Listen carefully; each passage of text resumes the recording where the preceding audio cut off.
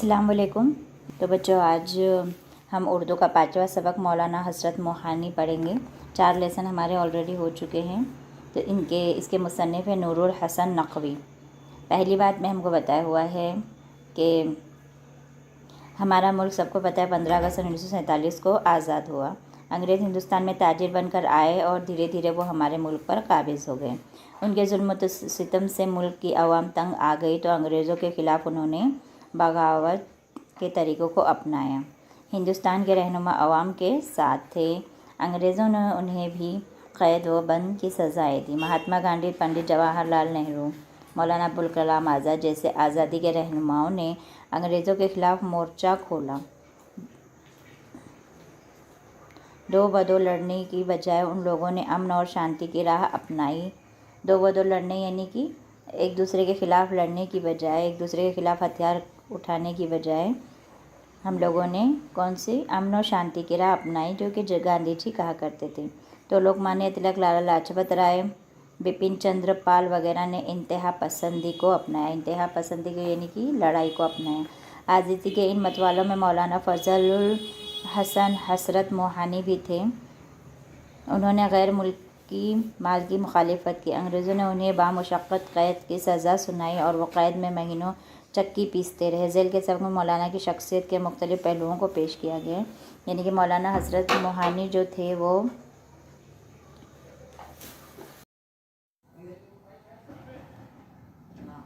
इस तरह मौलाना हज़रत मोहानी को जो है वो गैर मुल्की माल के मुखालिफत की थी।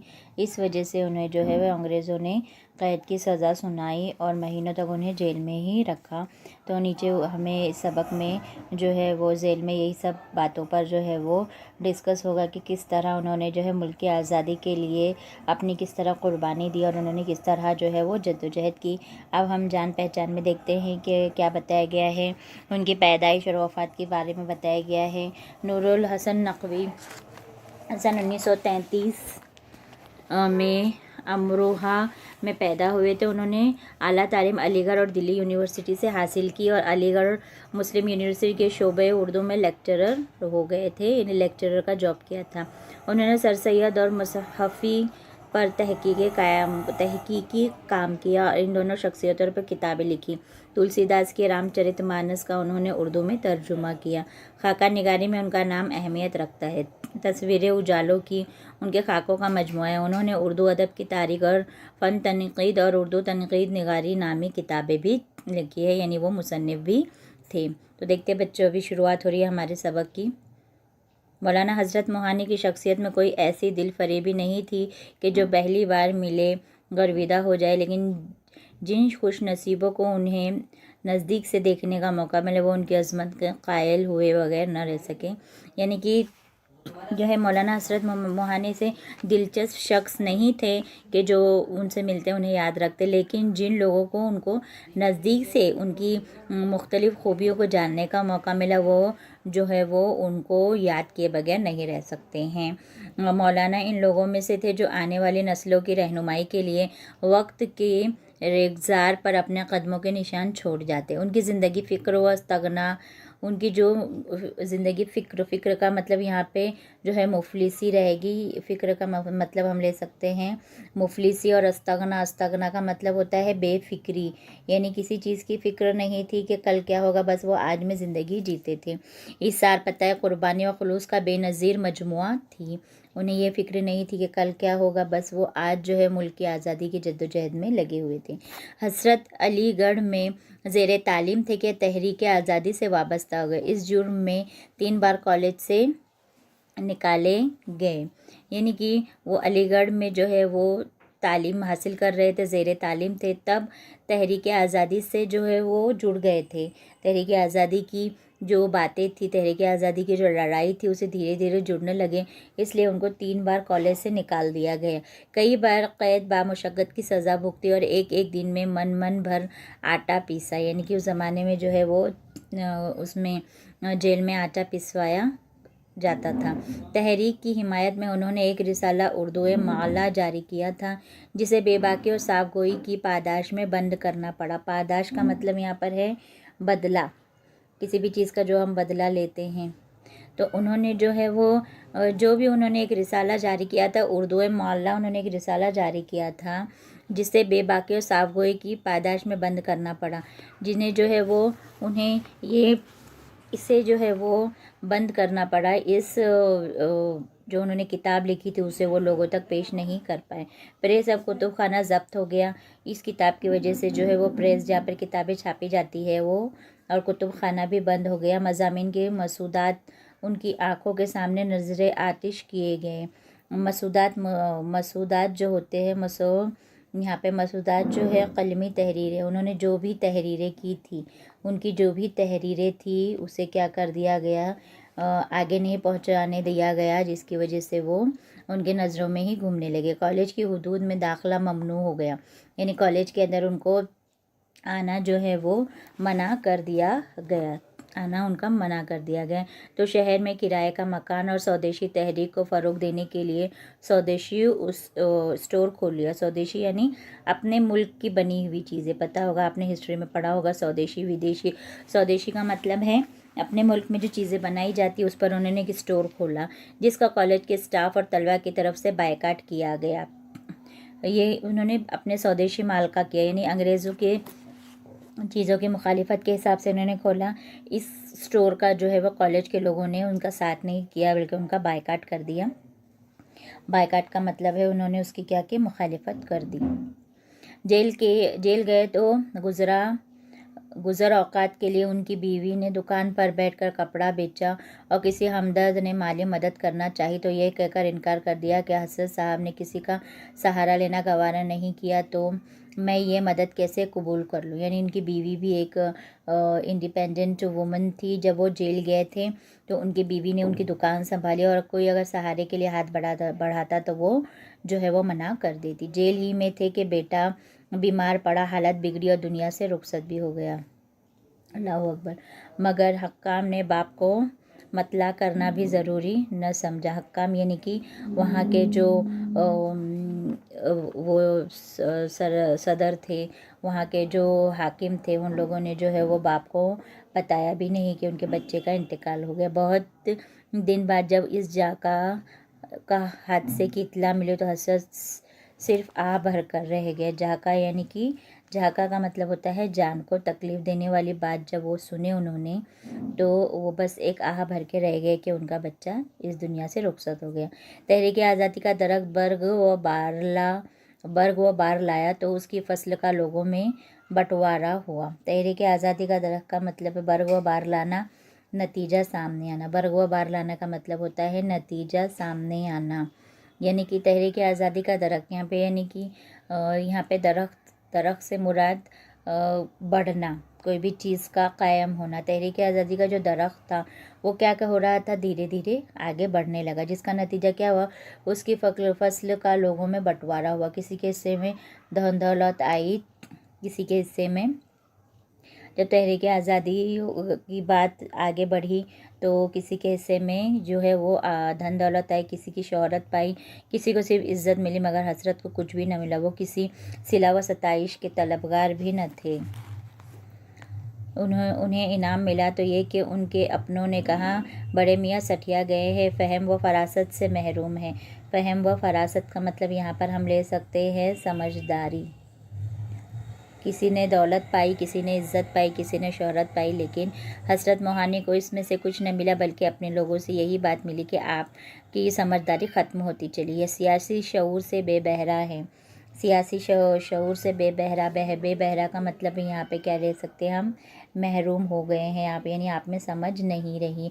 उन्होंने कुछ भी न पाया, न यगानों से न बैगानों से, न अपनों से न बाहर वालों से, मगर ये हसरती थे जो हमें अफराजी की एक लाजवाल दौलत अता कर गए। सर अफराजी का मतलब यहाँ पर हम ले सकते हैं इज़्ज़त। सर अफराजी का मतलब है उन्होंने इज़्ज़त की एक दौलत अता की। हम हमेशा सर उठा के कह सकेंगे कि जब मुल्क के बड़े बड़े सूरमा आज़ादी ये कामिल का नाम लेते घबराते थे तो एक मर्द मुसलमान उर्दू के एक शायर व अदीब ने हज़ार मुखालिफत के बावजूद हज़ारों के मजमू में फौरी और मुकम्मल आज़ादी की तजवीज़ पेश की।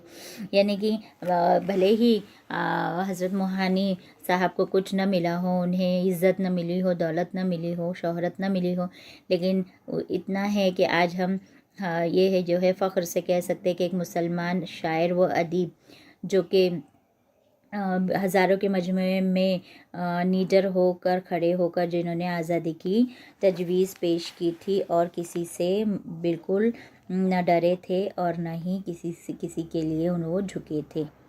ठीक है, तो ये थे हमारे हज़रत मोहानी। अब जो है हमारे इनके कुछ वाक़यात भी हम देखते हैं। इस वाक़े का ज़िक्र करते हुए मौलाना सैयद सुलेमान नदवी लिखते हैं कि अहमदाबाद में कांग्रेस की एक तारीख़ी जलसा था। कहाँ पर? अहमदाबाद में। ये कौन बता रहा है हमको? सैयद सुलेमान नदवी बता रहे हैं हज़रत मोहानी के बारे में। मोहम्मद अली, शौकत अली, अब्दुल कलाम नज़रबंद थे, यानी कि उनको बंद कर दिया गया था, उनको जो है वो क़ैद में थे वो। बाकी हजरत शरीक थे। डॉक्टर अंसारी और सैयद महमूद के साथ इजलास में मैं भी था। मैं यानी कि सैयद सुलेमान नदवी। इजलास की पंडाल से बाहर एक शामियाने में मगरिब के बाद मुसलमानों का जलसा था। गांधी जी ख़ास तौर से मुसलमानों से कुछ कहने के लिए आए हुए थे। इतने में देखा कि कांग्रेस के सब्जेक्ट कमेटी से घबराए हुए, यहाँ पर सब्जेक्ट कमेटी का मतलब है मौजू तय करने, जो उसमें जो भी मौजू बताया जाएगा वो मौजू तय करने वाली कमेटी है। सब्जेक्ट कमेटी यानी कोई भी मौजू तय करने वाली जो कमेटी थी। घबराए हुए भागते हुए 2 वॉलंटियर आए और गांधी जी से निहायत इस्तराब के साथ कहा कि उसी दौरान जो है वो 2 वॉलंटियर यानी रज़ाकार वो संभालने वाले जो मजलिस को वो आए और कहने लगे कि जल्दी चलिए, कमेटी में हज़रत मोहानी साहब ने हिंदुस्तान की मुकम्मल आज़ादी की करारदाद पेश कर दी है और किसी तरह वापस नहीं ले रहे हैं। उस कमेटी में 2 वॉलंटियर आए, उन्होंने जो है वो बहुत ही जल्दी में कहा कि गांधी जी से कहा कि चलिए आप हज़रत मोहानी को रोकिए। उन्होंने मुकम्मल आज़ादी की जो है वो तजवीज़ सबके सामने पेश की और बिल्कुल डरा हुआ उनका कुछ भी नहीं है, वो डर नहीं रहे हैं, वो उन्होंने तजवीज़ को पीछे लेने से इनकार कर दिया है। ऐसा मालूम होता था कि फ़िज़ा में कोई गैबी गोला आकर पड़ा है। गैबी गोले का मतलब यहाँ पर हम ले सकते हैं मुसीबत का। अचानक जब मुसीबत आ जाती है, अचानक जो मुसीबत जो हो जाती है, अचानक आने वाली मुसीबत, अचानक जो मुसीबत आती है उसे हम गैबी गोला कह सकते हैं। गांधी जी घबराए हुए जलसे से उठकर सब्जेक्ट कमेटी की तरफ रवाना हो गए, मगर हसरत बदस्तूर अपनी बात पर जमे रहे और नोटिस दिया कि वो उसे खुले इजलास में पेश करेंगे। चुनांचा वो वक्त आया जब खुले इजलास में हज़रत मोहानी ने हिंदुस्तान के मुकम्मल आज़ादी की तजवीज़ पेश की। आँखों ने देखा कि हज़ारों के मजमू में एक आवाज़ भी उनकी तायद में न उठी। तायद में यानी कि उनके हामी में। उन्होंने इतनी बहादुरी का जो है मुजाहिरा किया, लेकिन किसी ने भी जो है उनकी तायद में अभी तक किसी ने भी उनकी तायद में उनके हामी नहीं भरी कि वो सही है, किसी ने ये नहीं कहा। हज़रत की शख्सियत के जिस पहलू पर सबसे पहले नज़र जाती है और जम के रह जाती है वो उनका फ़िक्र व इस्तग़ना है। सारी ज़िंदगी उनका हाथ तंग रहा। हाथ तंग रहने का मतलब है कि वो मुफलिस थे, गरीब थे, अपनी ज़रूरतों को पूरी तरह नहीं कर सकते थे। ऐसों के दिल में दौलत की हिर्स कुछ ज़्यादा घर कर लेती है, मगर हसरत का मामला बरअक्स था, यानी उल्टा था। यानी जो गरीब होते हैं, मुफलिस होते हैं, उन्हें हम जो है वो रोज़ाना ज़िंदगी से अगर हम मुताला करें तो जिनके पास पैसों की कमी होती है, जो अपनी ज़रूरतों को अच्छे से पूरा नहीं कर सकते, उनको पैसों से बहुत प्यार होता है और पैसे कमाने के लिए जो है वो आगे बढ़ना चाहते हैं। बट हज़रत मोहानी के मामले में ये बिल्कुल अलग था। कभी दौलत उन पर मेहरबान हुई भी तो मौलाना फ़ौरन घबरा के एक कदम पीछे हट गए। कभी दौलत उनके आस आती भी थी तो वो उससे पीछे हट जाते थे। महात्मा गांधी ने एक बार पंडित नेहरू से सवाल किया था, जवाहरलाल ये बताओ कि देश आज़ाद हुआ और तुम प्रधानमंत्री बनाए गए तो क्या तनख्वाह लोगे? जवाहरलाल नेहरू से कि पंडित नेहरू से सवाल किया किसने? महात्मा गांधी ने, कि अगर तुम पहले प्रधानमंत्री जो कि बनाए गए थे तो तुम क्या तनख्वाह लोगे? 100 रुपये माहवार, उन्होंने अज़रा इनकसार जवाब दिया। इस पर महात्मा चीख पड़े, जवाहरलाल तुम इस नंगे भूखे देश में से 100 रुपये तनख्वाह लोगे? 100 रुपये? यानी देश हमारा बहुत गरीब है, इसमें से तुम 100 रुपये कैसे लोगे। यानी कि जो देश के बारे में सोचता है वो देश में से पैसे निकालने के लिए भी जो है वो 100 मरतबा सोचता है।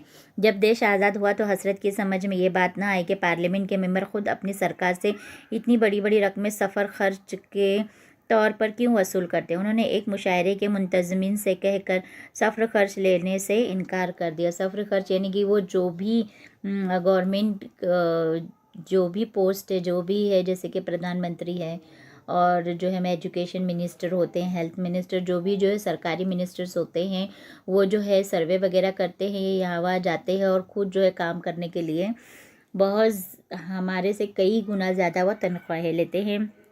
तो हज़रत मवानी का ये कहना था कि वो अपने ही मुल्क में से इतना बड़ा अमाउंट अपने ही लिए, अपने सैर व खर्च के लिए कैसे उठाते होंगे। क्यों? क्योंकि जो है हमारा मुल्क गरीब है, वही पैसे जो है वो हमारे गरीबों को भी काम आ सकते हैं। अगर ऐसे सोचने वाले हमारे प्राइम मिनिस्टर बने, हमारे जो है प्रधानमंत्री बने, हमारे जो चीफ मिनिस्टर बने, ऐसी सोच रखने वाले के हम जो है वो एक्स्ट्रा अमाउंट अपने देश के जो है वो उसमें से नहीं लेंगे। अगर ऐसे हमारे ख़जानचे बन जाए तो मुल्क जो है वो मुल्क में जो है वो गरीब हमें नज़र नहीं आएंगे। कुछ ही दिनों में जो है वो सभी जो है मिडिल क्लास हमको नज़र आएंगे। जो गरीबी की रेखा यानी कि जो पुअर लाइन के नीचे जो है कितने % लोग आज जी रहे हैं वो हमको नज़र नहीं आएंगे। अगर सब इस तरह सोचने लगे कि ये हमारे मुल्क का पैसा है, हमारे मुल्क की अवाम का पैसा है, इसमें से हमें कुछ नहीं चाहिए। उन्होंने एक मुशायरे के मुंतज़मीन से ये कहकर सफ़र खर्च लेने से इनकार कर दिया था कि मैं गिरफ़्तारी के डर से बिला टिकट इंजन में बैठकर आया हूँ, किराए कैसे ले लूँ, एक बार PhD का ज़बानी यानी उन्होंने क्या कहकर सफ़र खर्च नहीं लिया कि मैं जो है वो इंजन के जो डब्बे में बैठ कर आया हूँ, मुझे किराया कुछ भी नहीं लगा। अगर आज कोई ऑफिसर अगर इंजन में भी बैठ कर आता है आएगा तो भी वो उतना ही किराया लाएगा जिस तरह प्लेन से आता हो, और सारा किराया अपने जेब में डालेगा। बराबर बच्चों। एक बार PhD का ज़बानी इम्तिहान लेने वो अलीगढ़ गए, यानी ओरल एग्ज़ाम लेने अलीगढ़ गए। वो प्रोफेसर भी थे। दस्तखत के लिए टी एबल पेश किया गया, मीज़ान पर नज़र पड़ी। दस्तखत के लिए क्या पेश किया गया? टी एबल यानी सफ़र खर्च का बिल। टी एबल का मतलब होता है बिल। बिल यानी कि बिल, काय का बिल था ये? सफ़र खर्च का बिल उनके सामने पेश किया गया। मीज़ान पर नज़र पड़ी तो देर तक कहते रहे कि इतने बहुत से रुपयों का हम क्या करेंगे। फिर तफसील पर नज़र पड़ी तो चौंके, बोले हम तो 3rd क्लास में आए हैं, 1st क्लास का किराया कैसे ले लेंगे। यानी कि उनको जो वो वहाँ पर आए थे ओरल लेने के लिए गवर्नमेंट की तरफ से जो प्रोफेसर होते हैं, तो उनको जो है वो ट्रैवलिंग का जो है वो ट्रैवलिंग का पैसा दिया जाता है। तो वो बोल रहे हैं हम तो 3rd क्लास में बैठ कर आए है ना, हमको 1st क्लास का पैसा क्यों दे रहे हैं। फिर इरशाद हुआ हम तो आपके घर ठहरे हैं, यह क़याम हुआ तो आम का ख़र्च क्या माने। अब वो कह रहे हैं कि हम तो आपके यानी किसी के घर पर ठहरे हैं, उनको वहाँ पैसा नहीं लग रहा है, तो वो ठहरने के होटल वगैरह का पैसा भी क्यों दे रहे, हमें नहीं चाहिए। जो कि गवर्नमेंट सर्वेंट्स को मिलता है, लेकिन वो जितने भी हाथ से बटोरो उनके लिए वो पैसा कम ही होता है। वो पैसा जो है वो रिटर्न का तो ज़िंदगी में सोच नहीं सकते, बल्कि और जो है वो क्या बोलते हैं उन लोग पैसे वो अपनी तनख्वाह बढ़ाने के लिए जो है क्या करते हैं, तनख्वाह बढ़ाने के लिए रास्ते पे बैठ जाते हैं, भूख हड़ताल करते हैं, यह हड़ताल करते हैं। और जैसे हमारी जो है वो जैसे जैसे आप देख रहे हैं कि हमारे रोज़मर्रा ज़िंदगी में जो है महंगाई जैसे जैसे बढ़ती है, हम सबको पता है, वैसे वैसे गवर्नमेंट सर्वेंट्स की सैलरी भी बढ़ती है। उनको कोई फ़र्क नहीं पड़ता कि कितनी महंगाई बढ़ रही है, कितना क्या हो रहा है। फ़र्क सिर्फ मिडिल क्लास जो गवर्नमेंट सर्वेंट नहीं है, जो प्राइवेट जॉब्स करते हैं, जो बिज़नेस करते हैं, वो फेस करते हैं। सबसे ज़्यादा तो पुअर क्लास और मिडिल क्लास ही फेस करता है। हाई क्लास हो, बिजनेसमैन हो या तो गवर्नमेंट सर्वेंट हो, उनको कोई फ़र्क नहीं पड़ता। जैसे जैसे महंगाई बढ़ती है उनकी सैलरी बढ़ती है, उनके लिए इक्वल होता है। बट हमारी सैलरी नहीं बढ़ती है, बल्कि सिर्फ हमारे लिए महंगाई बढ़ती है। सेम चीज़ जो है वो दोनों के लिए सेम पैसों में मिलता है। ऐसा नहीं है कि गवर्नमेंट सर्वेंट को वो चीज़ 100 रुपये में मिल रही है तो जो है मिडिल क्लास जो छोटी जॉब करने वाला है उसको वो चीज़ 50 रुपये में मिल रही है। कुछ ऐसा सिस्टम अगर गवर्नमेंट लगाए तब जाके इस मुल्क की जो है वो गरीबी दूर हो सकती है। जो कि करोड़ों कमा रहा है वो उसके लिए भी उतना ही प्राइज़ है, और एक जो है हज़ारों में कमा रहा है उसके लिए भी उतना ही प्राइज़ है। ये ना बराबरी, ये गैर मसावियत ख़त्म होगी तभी जो है वो दुनिया से, तभी जो हमारे मुल्क से, दुनिया की तो बात छोड़िए, हमारे मुल्क से जो है गरीबी को थोड़ा बहुत हम हटा सकते हैं। फिर कुछ और ख़याल आया। बोले हम तो दिल्ली जा रहे थे, रास्ते में ज़रा देर को यहाँ उतर गए। यानी उनको वो पैसा चाहिए ही नहीं था, इसलिए वो अलग अलग बातें कर रहे थे। हम कुछ नहीं ले सकते। जो शख्स दरवेशाना ज़िंदगी बसर करता है, यानी कि गरीबी की, उसे रुपए पैसे की ज़रूरत भी क्या। एक दोस्त को खाने पर मदऊ किया, यानी कि बुलाया गया। दावत का वक्त आया तो मेहमान अजीज़ के लिए ड्योढ़ी में चटाई बिछाई गई, यानी कि घर में जो है वो उन्होंने क्या करा, चटाई बिछाई। फिर अंदर से एक रिकाबे में चने की दाल का सालन और तिबाक में रोटियां ले आए, यानी कि डब्बे में रोटी और चने की दाल का सालन लाया। उसे मोहब्बत से बिछाया और मेज़बानी का हक अदा कर दिया। लिबास की तरफ से हमेशा बेपरवाह रहे। बेगम ने जो कपड़े दे दिए उन्होंने बिला तामुल, यानी बगैर सोचे समझे पहन लिए। उनके कपड़े खुद ही सीती थी, खुद ही धोती थी। मौलाना को अफसोस था कि शेरवानी दर्जी से सिलवानी पड़ती है, यानी कि खुद ही वो कपड़े सीते थी, खुद ही धोती थी, सब काम खुद ही करती है, बट जब शेरवानी की बात होती तो उनको जो है दर्जी से सिलवाना पड़ता था। बेगम से जिक्र किया तो उन्होंने किसी दर्जी से शेरवानी की तराश सीख ली और दर्जी का किस्सा ही पाक हो गया। यानी कि जब वो शेरवानी नहीं सी पाती थी, लेकिन शेरवानी जब उनको था कि शेरवानी को दर्जी से सिलवाना पड़ता है, तो उन्होंने दर्जी से शेरवानी की भी कटिंग सीख ली, और यहाँ से शेरवानी का भी किस्सा जो है वो उसका शेरवानी की तराश सीख ली और दर्जी का, यानी कि वहाँ से शेरवानी के लिए भी दर्जी की ज़रूरत नहीं महसूस होने लगी, वो बराबर उसका भी किस्सा ख़त्म कर दिया। जब कॉलेज के असातिज़ा और तलबा ने हसरत के स्वदेशी स्टोर का बायकाट किया तो ज़रा भी हरासा न हुए। हरासा का मतलब है वो बिल्कुल परेशान नहीं, क्योंकि वो जानते थे ये होना ही था, परेशान न हुए। बोले हमारा खर्च ही कितना है, जो फ़िक्रमंद हूँ। मुलाजिम रखने की तो हालात ने कभी इजाज़त ही न दी। किराए के जिस मकान में रहते थे उसमें नल नहीं था। मकान के सामने सड़क के उस पर पानी का नलका था। हसरत पाइंचे चढ़ाकर बाल्टियाँ भर भर के लाते और दिन भर की ज़रूरत के लिए घड़ों में पानी भर लेते। कोई इस काम में मदद करना चाहता तो सख्ती से इनकार, यानी कि घर का पानी बाहर के नल से खुद ही भरते थे। आज़ादी के बाद पार्लियामेंट के मेंबर हुए तो इजलास में शिरकत के लिए दिल्ली के स्टेशन पर 3rd क्लास कंपार्टमेंट से इस शान से उतरते कि एक तकिया फटी हुई दरी में लिपटा, रस्सी से बंधा, दहानी बगल में है और बाएं हाथ में लोटा। स्टेशन से निकल के पापियादा नई दिल्ली के मस्जिद में जहाँ पहुँचते कि यही उनकी क़यामगाह है। जिस गरीब मेंबर पार्लियामेंट को भत्ते के नाम पर एक पैसा वसूल न करना हो, वो ये ना करता तो और क्या करता। यानी उनको पैसा बहुत मिल सकता था भत्ते के तौर पर, क्योंकि पार्लियामेंट के मेंबर बनाए गए थे, क्योंकि आज़ादी की लड़ाई में उन्होंने हिस्सा लिया था। लेकिन उन्होंने कभी भी 1 रुपया भी जो है वो अपने मुल्क की पैसों में से लेना गवारा न समझा। हसरत शायर थे, हसरत परस्त थे और इखलास के पैकर। जिससे एक बार मुलाकात हो गई उसे हमेशा मोहब्बत से याद किया। वो एक जिंदा दिल आशिक मिजाज इंसान थे, मगर ये सब अहदे शबाब की बातें हैं। उन्होंने जिसे टूट कर चाहा वो थी उनकी बेगम निशातुन्निसा। कहा करते थे कि जुलेखा, कमला और निशात न होती तो अब्दुल कलाम, जवाहर और हसरत भी न होते। यानी वो उनकी औरत को बहुत ज़्यादा प्यार करते थे। हसरत को अपने वतन से जो इश्क था और उसकी आज़ादी के लिए उनके दिल में जो बेपनाह तड़प थी, उसकी तरफ कुछ इशारे ऊपर किए जा चुके हैं। मुल्क की खातिर जेल तो हज़ारों लोग गए, लेकिन वहाँ लोगों ने जिस तरह की ज़िंदगी गुजारी उससे हम नावाकिफ़ नहीं। मसलन जेल में मौलाना आज़ाद और उनके रफ़्क़ा के शब व रोज़ क्या थे। गुबार खातिर अखबार है कि खतूत से उनका हमें इल्म हो चुका है। अब सीने हसरत का हाल खुद उनकी ज़बानी सुनिए। अब सुनिए हसरत का हाल खुद उनकी ज़बानी। जेल पहुँचते ही एक लंगोट, जांघिया कुर्ता, एक टोपी पहनने के लिए, टाट का टुकड़ा बिछाने के लिए, एक कंबल ओढ़ने के लिए मिला था उनको। एक कदाह आहनी बड़ा, एक छोटा, ज़रूरियात को रफ़ा करने के वास्ते मरहमत हुआ। फिर मुझे इलाहाबाद जेल मुंतकिल किया गया, जहाँ कैदी की सारी मुद्दत रोज़ाना 1 मन आटा पीसना पड़ा।